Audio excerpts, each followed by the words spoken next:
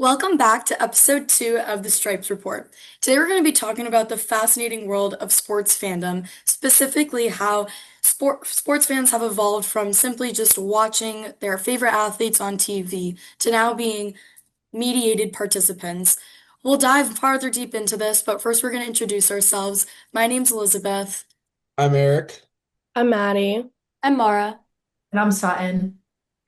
The first question I want to dive into is how has technology changed the way that fans experience sports? Because clearly it's been a lot. Going from strictly just being a spectator behind a TV screen to now being able to comment on your favorite athletes' posts. How do you guys think technology has changed the world of sports? So for me, I think a big thing, at least for I know a lot of it's very popular with like college guys, is like sports betting and fantasy. And I guess it's all ages, but it's a huge thing now that's come to be. And so sports betting and fantasy have just kind of like that's not really a thing that existed, and I feel like it changes the way that I like watch the games. Because like if I have a fantasy player in the game or if I have money on the line, it's like you're always so much more like into it, and like you're usually cheering for people that like you wouldn't normally cheer for or a team that you wouldn't really cheer for. So I feel like it's kind of brought people into like liking people that really they wouldn't usually like support or like cheer for people they usually wouldn't go for. That's such a good example because last night, my little brother, he's really big into fantasy, and we were out to dinner and the Bills game was on, and we have no connection to the Bills, but one of his fantasy players was on the Bills and he was screaming the whole time at dinner, and we have like no genuine connection to that team, but I think his betting and Mhm. his like prominence in the fantasy like realm really just drove his attention. And I think that just was a really good point of like fans are kind of more connected because of other reasons rather than just fanship these days and like monetization reasons and all that. I feel like we kind of talked about that in our last podcast too, when we brought up the Olympics and like all of the events that people are watching now because they can bet on it rather than like before when you had no connection to a sport or anything. And I was just going to say that also ties into what we were talking about, all the different streaming services that there are to choose from now, that you have more access to watch all these different games. And even if you're subscribed to one platform, you have access to 100 different games at the same time. And that's why you can watch those fans that, or those athletes that you normally don't cheer for, especially if you're not in that area. People have shifted from just zoning in on one team and really being invested into one team to like being more invested in whoever's on their fantasy team and who they're betting on, which I think is really different now. I think it's really interesting because I didn't know a lot about betting until I came to college because I feel like that's a really easy way for people to make some extra side cash. And there's so much information out on the internet, and like you can look at those, like people's Twitter accounts. They will explain why they made those picks. You can kind of do all your research to get a really informed, well-placed bet. And that just wasn't there 5, 10 years ago when I was growing up. Yeah, the data analytics, it's like there's so many like this person is that's 500 against left-handed pitchers on a Tuesday and you're like, "What?" You're like and then it goes and then you bet on it and it hits and everyone's like, "Well, that adds to the it makes sense." It's Yeah. like there's so much like futuristic stuff that's gone into that as well that's made it just easier. Yeah, well, did y'all see the NBA and Amazon have a partnership now to where they're like introducing four new stats into the NBA? I think one is like has to do with Oh, I did defense, see like this. something. Yeah, and Yeah. it's all based on AI, and I think a lot of that is gonna like help people a lot and make fantasy and like sports betting for the NBA, Like yeah, I just saw that and did a project on it like last week and I was like, that's really weird. I I Yeah, like think I like the future analytics stuff, but like when I'm watching a game, sometimes it's like I just think it's so pointless. Like sometimes when Yeah. it's like there's a 30% chance that they should go for it on fourth down. I'm like nobody cares. Like yeah. I it's think it's almost very like too pointless. overbearing now. There's too much Yeah. information. I feel like it takes away from part of the game, and fans kind of can get distracted by all the extra information that like it's just very overwhelming to like a common viewer because no one really is just like a common viewer anymore. There's always like another layer to like why people are watching and what they're trying to get out of a game now. Well, on that point, I feel like we're all obviously sports fans, but like as fans, as mediated participants, a lot of times when people go to the games, it's because like someone's bringing you or you're going, you don't really like have an affiliation to the team, like you were talking about the Bills. And so I think like with the fan experience part, um, have you guys seen Humpy the salmon, like the Mariners thing? Do you not know what I'm talking about? No. Okay, No. so the Mariners have this salmon race every game, and like it was blowing up because one of their fish is named Humpy, and it won the race for the first time. And the Mariners have been 3-0 since Humpy won the race for the first time this season. I don't even like the Mariners. And like the fact that I watched that video like 3 times, I think says a lot about people who might not even like sports or a specific team, but they're drawing in other audiences to all of the other stuff that's going on in the stadium. Yeah, I also feel like going off of that, I feel like teams and stadiums and like different organizations are putting so much prominence on like having like smart stadium technology that's like creating interactive games and kind of different like activities for fans during games. I mean, we see it a lot during baseball. Clemson does it during their basketball games where they have their MC do different challenges and they kind of just make it an entertainment experience for fans as well. You kind of see fans are getting drawn to different games because of like the different interactive experiences that they're getting, whether it's on the big screen or directly interacting with their MCs. I mean, the Savannah Bananas have really just capitalized this and they've Yeah. blown up because they are directly using their fans to create more of an entertainment environment like around their sport. Do you guys want to switch gears to social media? Because we talked a lot about the fan experience in games and then like watching TV, but I feel like social media adds a whole separate layer to getting to know individual athletes. Kind of going back to the point where you're betting or you're making your fantasy team and you're hoping that this player that you might not know about is gonna hit those parlays. I don't really know all the terminology, but but when you're making those bets, you are picking people from teams that you really don't watch all the time, but you may go and follow them on Instagram or Twitter, and you kind of like to me, I feel like I've gotten to know some of these athletes, even though they have no idea who I am.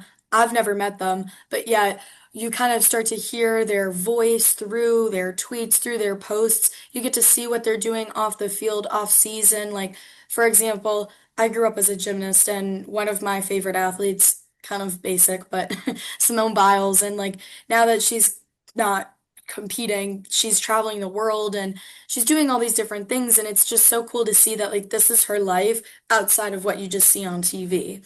And I don't know, without social media, it would just be like, you kind of watch these people and they almost seem robotic. Like you almost forget that they're real humans because they're out and millions of people are watching them perform, but they are really just normal people that go to class, go to the dentist, they do day-to-day activities. So social media to me has like completely changed the game. It's been a huge influence on the parasocial relationship between fans and athletes, and even like just individual athlete TikToks and team TikToks. But even when fans go and like post edits of people, like for example, I'm a Steelers fan, and when George Pickens was on our team last year, like there was a bunch of edits of him always like crashing out when he played for Georgia and when he played for the Steelers. And my roommate, she doesn't watch sports, she doesn't know anything about sports, and we're downstairs one day and she's like, I love George Pickens. And I'm like, what are you talking about? But like, you see what I mean with that? Like, Yeah. it just has caused so many people to know more about athletes and feel like they're connected more with athletes. And she's just sitting there talking about how much she loves him and how great she is, as if she personally knows him or knows anything about the Steelers, you know? Yeah, Right. that's how I for my internship I made a video at the ACC tip-off for RJ Godfrey, the guy who plays for Clemson basketball that went to Georgia and came back. And it was ta him talking about his cats. I have a cat. His name is Derek. I got him. I'll show you. I'll show you a picture. This is my cat. This is my cat Derek, and that's his brother John John. That's my brother's cat. And how he was a cat fan, and people were like blowing up the comments about like I don't like sports but I like this guy and all of this stuff. Be like, now I'm a Clemson fan. They have nothing, like I don't even know if they know what sport he plays because they just seem so out of tune with like sports, but they love him because he's talking about his like relationship with his cat and how it like pushes him to be like a better player. And I think people like to see the other aspects of people rather than just them playing. And especially if they're not interested in the sport, it just like pulls them in. Yeah, I mean, like it was what I was thinking about is when Elizabeth was talking about the whole like fan engagement, drawing in fans from different places with like the Humpy race, whatever. It's the exact same thing on the athlete side with the social media. Like Maddie said with the whole George Pickens thing, like people that are just getting pulled in who know nothing about these teams or don't support them, and then they're just getting pulled in, and now like it's just a whole different world where you can be like everybody loves Josh Allen because of like Haley Steinfeld or like Travis Kelce, all those people. It's like they bring in these people from completely different fan bases, and it's just like it's almost like a second job now.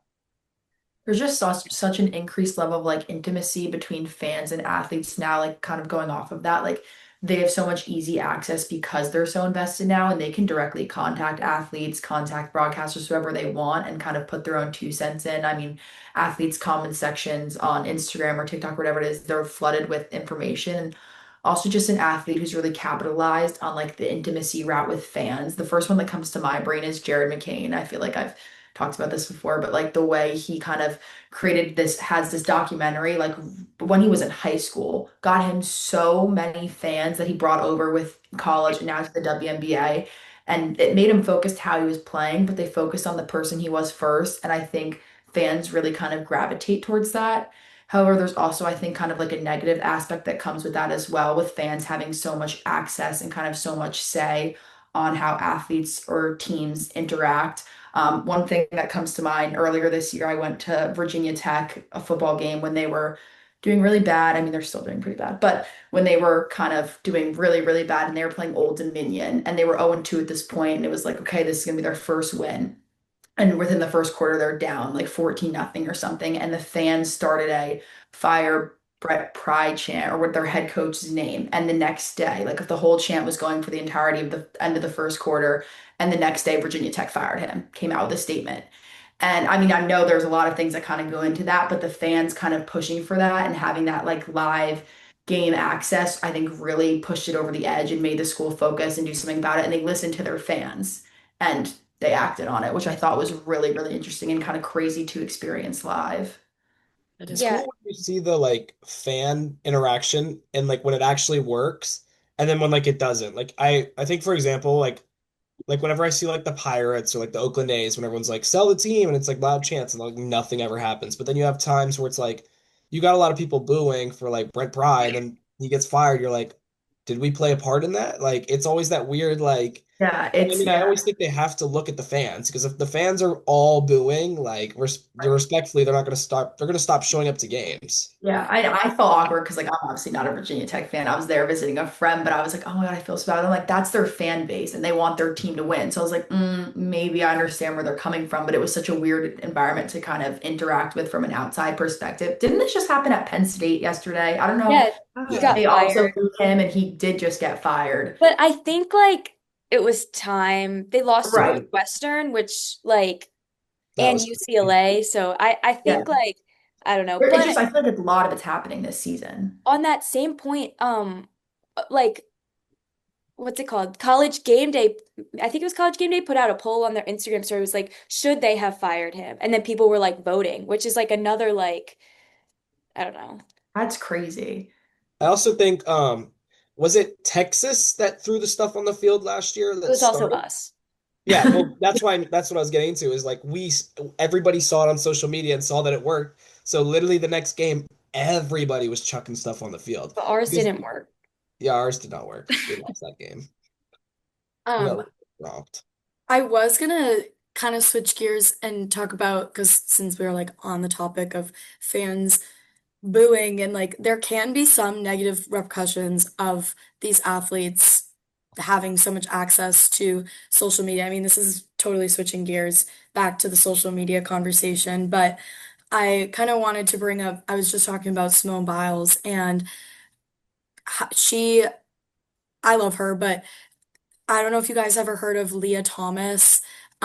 She was a transgender swimmer, I believe, and she got first or fourth or something. And then there was this athlete that got stripped from a medal and there was like it totally blew up. And Simone Biles took it in her matter to tweet about this and kind of bashed Leah Thomas, and there was an outrage. People were like hating on Simone Biles, like that was not her place. And I don't know, I think there's a lot of good that can come with fans as mediated participants, but some athletes and some sports teams can feel the fire and feel like fans are not enjoying them because of some of their comments or actions online.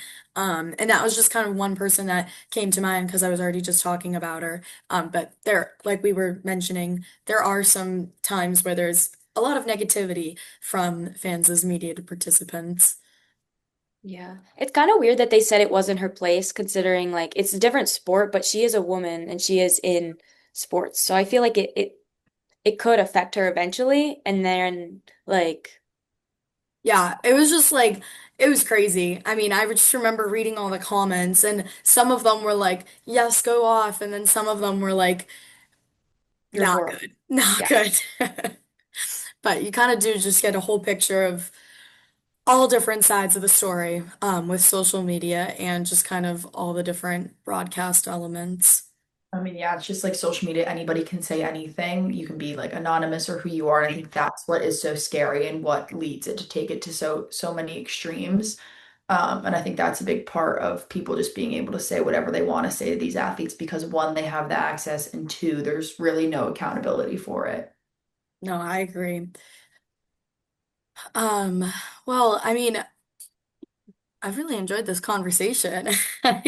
I feel like we've been able to touch on a few really important parts. I mean, overall, our theme is that technology has completely shifted the ways fans interact with athletes, fans interact with sports, and how people kind of just get access to so much information. I'm really curious to see as AI continues to develop in the next few years, how that's going to play an even bigger role in fans as mediated participants. So that'll be interesting to see as time goes on. Yeah, I think our guest is also going to bring up some really good points about how this can affect in a professional landscape and really just add to this conversation. Yeah. Rob Ellis will be joining us in just a few minutes. So make sure to stay tuned and we'll introduce him right after the break. Welcome back to the Stripes Report. Today we are welcoming Mr. Rob Ellis, the host of 94 WIP, with over 20 years of experience in radio, TV, broadcasting, and hosting. I'm Mara Kane. Mr. Ellis, do you mind telling us a little bit about your experience in radio hosting? First of all, Rob, okay? I'm looking for my dad when you guys say that, or I'm in trouble if I hear that. So please, Rob. Yeah, so I'm almost at 30 years. It's crazy because I'm 21. I don't know how that happened. The math doesn't quite do it. But no, almost 30 years in the business. And I went to Temple University in Philadelphia. And when I was a senior, I did an internship at Channel 10, which then was the local CBS affiliate. Now it's the local NBC affiliate. But I did an internship there, and I really hadn't. I was a sport management major. What I intended to do was work for a sports team, either in the front office or an athletic department, on the college level. But when I did that internship, it really opened my eyes to sports media. And it was a full-time internship. It was 40, I got 30 credits for it. It was 40 hours a week. So I was there. I saw some kind of everything. And this is why I always encourage people to do internships because I think it's great practical experience as opposed to, theoretical stuff that you get in the classroom. And you can network not only with higher ups, but also the people that you may be, on the same, your peers may end up getting a job somewhere else down the line. And they could potentially say, hey, there's an opening here, or they may become bosses and hire you. So I think it's good also not to do a whole rant on internships, but I think it's really good to do them as well because you can find out if you like this, find out if you don't like it. You're much better off in an internship setting discovering maybe it's not for you before you start somewhere. You move somewhere and all of a sudden you're 3 weeks in, you're like, I hate this. This is not for me.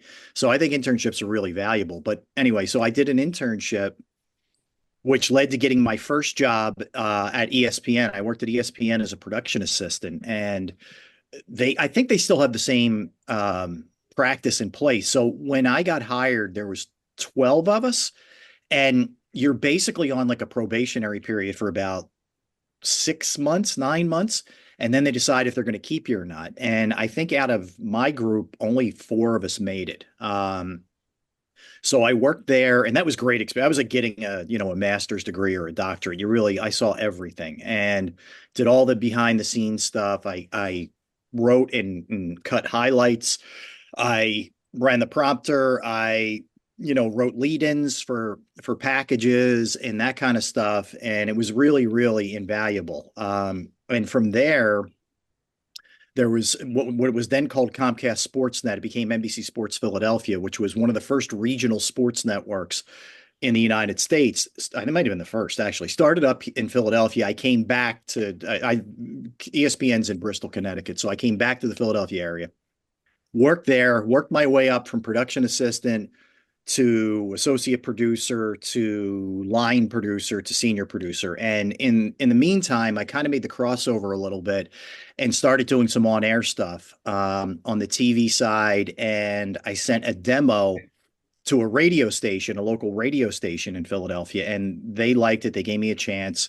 And for a long time, I was doing both, producing and doing a radio show as well. And that was kind of how I got started in the business. From there, I eventually left to take a full-time radio role. I did afternoon drive at WIP. Then I left WIP and hosted my own TV show. You guys might be able to see the drawing in the background. It says Breakfast on Broad. My son drew that when he was little. But anyway, I did that for a couple of years. If you guys have ever seen Good Morning Football, it kind of had that feel to it. It was very similar in that sense. And in the meanwhile, I was doing radio and TV, almost the whole time.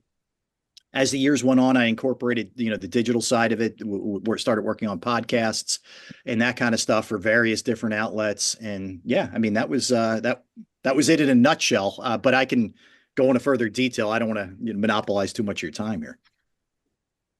No, we really appreciate it. Mhm. Eric, I think you had a question. Yes, I do. I mean, thank you for all that. That's an insane story. So my question for you is about like in your view, how has sports media changed the way fans experience the game compared to like attending in person? And you can kind of relate back to either ESPN, CNBC, or NBC, or even just through your radio host and how that's all kind of you've seen the difference. Yeah, it's a good question. I think it's changed. First of all, you have access to so much more now. There's so much from a statistical standpoint. There's so much more analytics, the all 22 NFL tape, if that, which only the coaches used to be able to have, the mic'd up stuff. Like that stuff wasn't there, 20 years ago, 30 years ago, whatever the case may be. So I think it's good and bad. I think the good part is you really feel like you're a part of this thing, man. If you're a fan, it's cool. Like to have that kind of access is crazy. I mean, you can even interact social media wise. Some players will.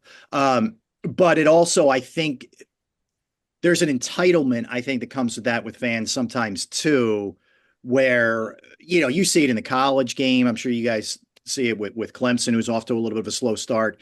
Some of the reactions of Dabo and burying some of the players and stuff like that. That's rough. I mean, to go after an 18, 19-year-old and be as vicious as people are sometimes. It's a pro that's different to me. You want to boo them, you want to express your frustration. It's a little bit tough on a college kid, and Arch Manning's going through that right now, with Texas. But they're also getting paid, right? Not to jump around too much, but I think if that answers your question, I think that we are a lot closer to it now than maybe we were before, which has I think it's more good than bad, but there is a downside to it. And I think social media plays a big piece of this thing too. Yeah, it's such a unique perspective with social media because it's just there's so much and it's always Oh, changing. well, it's so immediate and there's no policing of it, right? So it's back in the day, there was an accountability factor when it came to like TV, radio, or newspapers, whether it was the FCC or whether it was just your news director. You had to checks and balances. Now anybody can have a podcast, anybody can have a blog, a vlog, anybody can just go crazy and spout stuff that's factually incorrect, libel, really, in a lot of ways. And that's where you have to really be able to discern what's real news, what's just the rantings of some maniac, you know what I mean? Yeah, this was actually a really good transition. I was about to ask you a question about social media, and I was kind of curious. You were just talking about college and how kind of the fans can kind of play a big role in Mhm. how the athletes are playing or more likely feeling. Do you have any examples of maybe fans directly influencing coverage or storylines through online activity? Like, have you ever been on the radio talking about a fan communicating on social media, or have you ever seen that through your like viewage? That's a good question. I'm just trying to think of examples. I mean, I think what you're seeing a little bit, college is interesting. It's a very interesting place right now. I think what you're seeing in particular from a lot of the old school coaches. Now, this applies to social media, but it also is NIL and transfer portal. Like there's a lot to this, right? But I think the reason you're seeing the Nick Sabans of the world and some of the other guys just get out. And, I'm trying to think of Tony Bennett, who was the Virginia basketball coach, whatever. I'm just giving you a couple examples. I think they got out in part because of just the stress of it, the heat of it, the feeling of I don't need this anymore. And, I think sadly, sometimes it does drive decision makers, whether they're going to fire somebody, um, student athletes, whether they're going to transfer or not. I think a lot of it's money, and hey, they're going to give me more, bigger bag somewhere else. But I think a lot of it too is, I just caught so much flack at this school, man. I'm out of here. Like I don't need this. Not and it's a little faulty thinking because if you go somewhere else, it's still going to be the same thing to some degree, right? It's not like one school's nastier than the other or anything like that. But I've seen coaches like I keeps quoting Nick Saban here, but he calls it rat poison, right? And there's a bunch of Eagles players, Philadelphia Eagles players who played at Alabama, and they always quote the rat poison thing. And the rat poison thing works two ways, right? So you're either getting crushed, people are just ripping you apart, or they're overly praising you and you start, kind of sniffing yourself a little bit. And there's a danger in either one of those. And it's always, just kind of try to take it, with a modicum of a little salt, to know what's what, and don't get too caught up in either one. Easier said than done. I mean, you guys know, like, I'm sure you know more than I do, but if you get, and I'm on social, I'm on Twitter, Facebook, Instagram. I'm mostly to promote my stuff that I'm doing, but you'll have 10 compliments and then one person rips you. And what stays with you? The The one one person. person, the one person. It's just human nature. I wish I could be robotic and not even notice it, right? What I try not to do is respond because you can't argue with an idiot, but it's hard. And you guys are having a lot tougher, I think, just generationally with some of the stuff with social media. There's great things, there's fun stuff, and then there's nastiness that like, I didn't have to deal with when I was, 21 or 22. Thank you Yeah. so Sure. much. Well, kind of going off of that too, do you personally think fans have too much control or too much of an influence over how sports stories are told?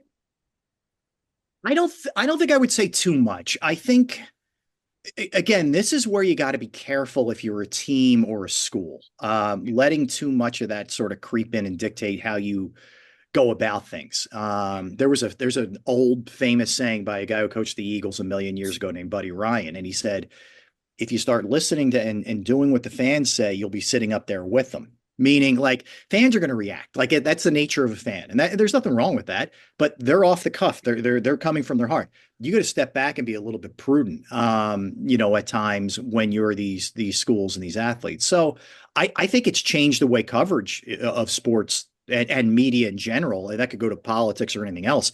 Social media has changed the landscape of everything. We have a president who's always tweeting stuff out. So it's a much different world than what it was, and I do think it influences things. I do. I mean, look, I think you got to be, not to go dad here for a minute, but you got to be really careful with what you put out there because you guys are going to be looking for jobs soon, and I'm sure your parents have all and your teachers all tell you this stuff too. So I'm not telling you anything you don't know, but you got to be careful. This stuff will come back to haunt you if you do something that's maybe a little bit off color or whatever the case may be.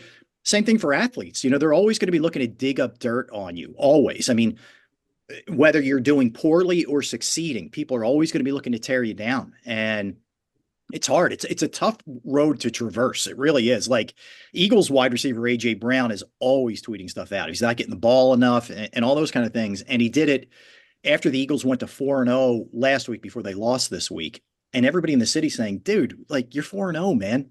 What are you complaining about your touches for? So that is an example, I think, of doing things the wrong way. But you can also do a lot of great things with your platform and get word out about things, whether it's charity or mental health or, whatever, supporting whatever cause you're into. So there's good and bad, but it is a tough line to dance for sure. Oh yeah, I agree.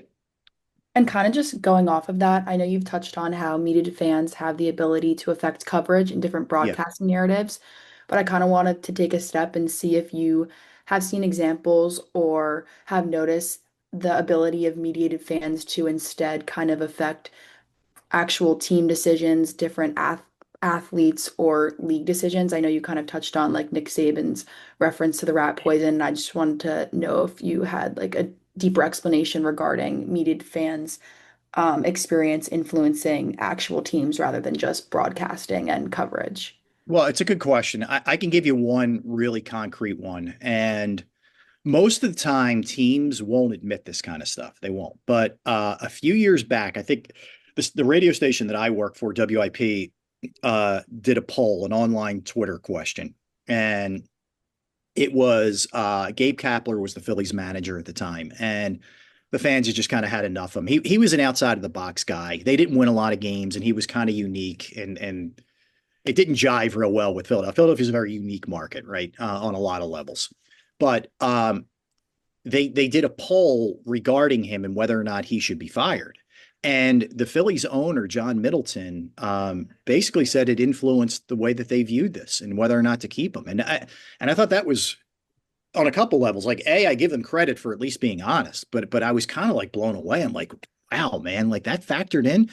And I guess when you think about it a little bit deeper, right? I mean, even back in the day, you used to get feedback from, people would send a letter or whatever to an organization or a business, displaying, hey, I love your product, or I don't like this and this needs to be fixed or whatever. There's a little bit more of an immediacy with social media now that you can do that, right? You can have your voice heard, and that's great. But you got to be careful if you're an organization to not listen to somebody who's just venting after a big loss or a tough game. But the Phillies said as much, like, hey, we heard you guys, and we understand, and we're going to make a move. Like, that's a big move. That's firing your manager in part because of the input that you got from the fans in an online poll. Yeah, wow, that's really interesting. I mean, you're Yeah. right about the immediacy and the direct connection now fans have to players and teams. Mm-hmm. And then I know we're running out of time here, but I just had I'm one good, last guys. I'm good question. till I got till 6:30. So if you guys, Okay. we're good. We're good. Perfect. So one last question Sure. was, as a host, especially in Philadelphia, because I'm from there too, I know we can be Yes. rough. Mhm. How do you balance entertaining an audience with also making sure that the conversations you guys are having on the radio are responsible and also informative? It's a good question. I'll say a couple things. I really hate the hot take nature that we have now. I hate it.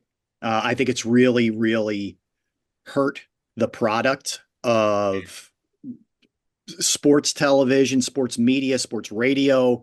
And we don't need to get into politics, but it's there too, right? It's in every walk of life. I'll never sell out and just be a hot taker. I'll never say something that I don't believe. And I have colleagues who do it. I can tell when somebody's doing it. I won't sell myself out that way. What I'm saying is what I feel. Now, that doesn't mean you have to agree with me, and it doesn't mean I'm always right, for sure. My opinions could be wrong, but they are genuine to how I feel. And I think we've gotten into this thing where we're trying to get clicks. We're trying to get people to listen to us. And we're going to say the most outrageous thing that we could possibly say just to get that. And to me, that's an awful way to do things. It's disingenuous in a lot of ways. And I think that's irresponsible, to answer your question. And when I'm doing a show, I'm trying to speak to the audience. I'm from here as well. And, I kind of feel like I'm touching on and I understand what they're thinking, how they're feeling. And, there's a lot of different things to it. You do need to entertain. You do need to have a sense of humor. You need to be able to laugh at yourself. You need to keep a pace to a show.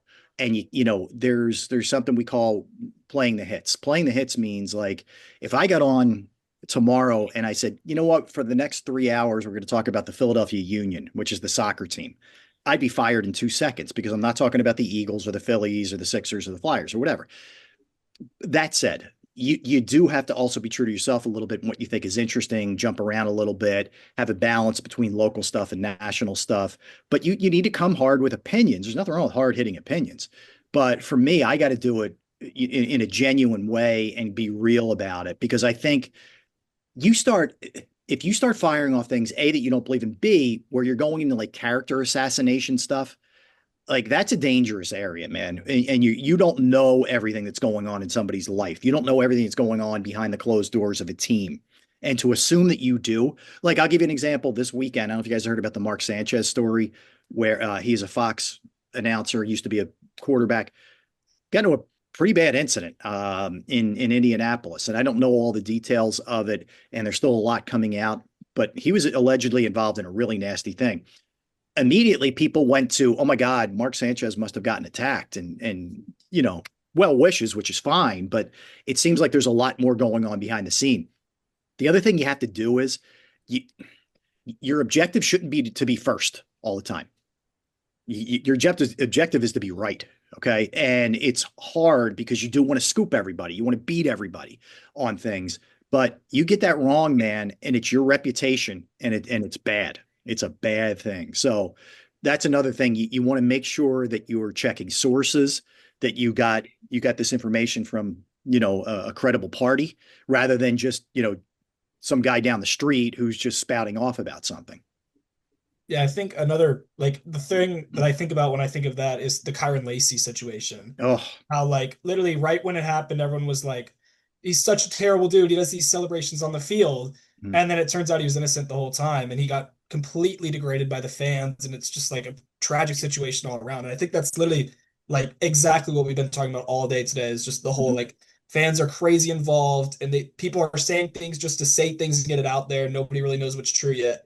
Yeah, well, I'll give you one more, and this is awful in and of itself. I'm sure you guys know about it. The young lady from Ole Miss, and I don't know if you guys know this story, but some rumor started getting around that I think she was sleeping with her friend's father, something just awful stuff, whatever. And I'm sure you guys have heard the story. Yeah.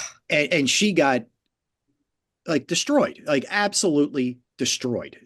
Docked, people calling her, showing up at her dorm room or her apartment, whatever, and she's still not right, and it was all nonsense. And it was picked up by bar stools and I think Pat McAfee and a bunch of other outlets who kind of ran with this thing. And if I'm not getting every detail right, I'm sure, but this poor girl went through hell and is still going through hell because of a rumor, and it's like, come on, man, like we got to be better than this.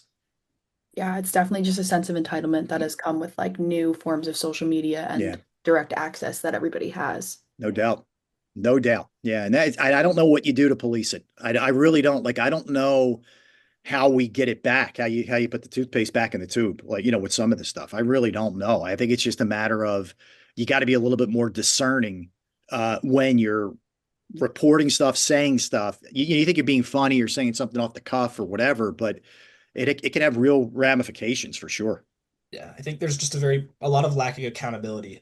Like all the people, even with the like those situations, the people who did those things, like you don't hear people talking about BR any like you don't hear Yeah. people talking about Barstool anymore about that situation when they like degraded some girl who did nothing. It's like Yep.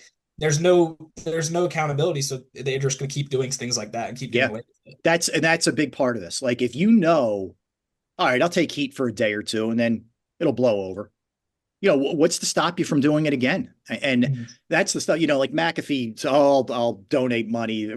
Okay. You can throw money around because you're rich. That's fine. It doesn't make it right for what you did, and that's the problem too. And that's a big problem that I have. And that's why I mentioned that to you guys earlier. Like back in the day, there was accountability. Like if you wrote something in a newspaper back in the day that was wrong, you could get fired or sued. Mhm. Like it just feels like everything's blown away in a day or two. It's just the news cycle that we live in right now.